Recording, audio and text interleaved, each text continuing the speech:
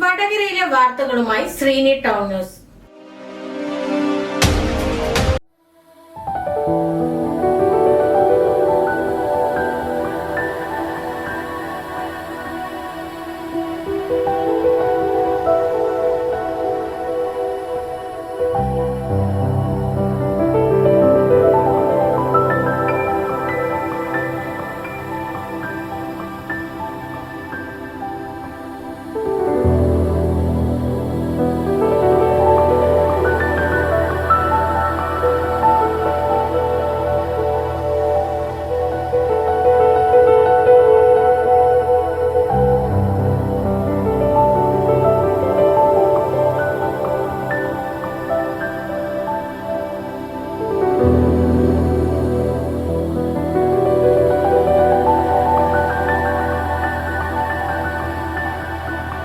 ആളുകൾക്ക് ലഭ്യമാക്കുക എന്നുള്ളതാണ്.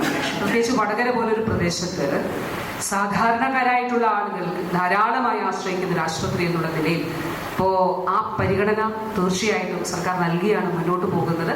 ഇപ്പോൾ നമ്മുടെ സർക്കാർ മേഖലയിൽ സൂപ്പർ സ്പെഷ്യാലിറ്റി തസ്തികളാണല്ലോ. ഇപ്പൊ നെഫ്രോളജി ബഹുമാനിയ MLA പറഞ്ഞു, നമുക്ക് DHS ആകെ 3-4 നെഫ്രോളജിസ്റ്റുകളെ ഉള്ളൂ. DHS എന്തുകൊണ്ടാണ് നേരത്തെ ഇല്ലാതെ ഇരുന്നത് എന്നുള്ളത് കൂടി നമ്മൾ കാണണം.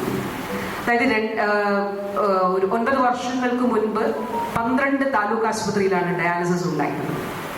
ഇന്ന് 116 താലൂക്ക് ആശുപത്രികളിൽ ഡയാലിസിസ് ഉണ്ട്.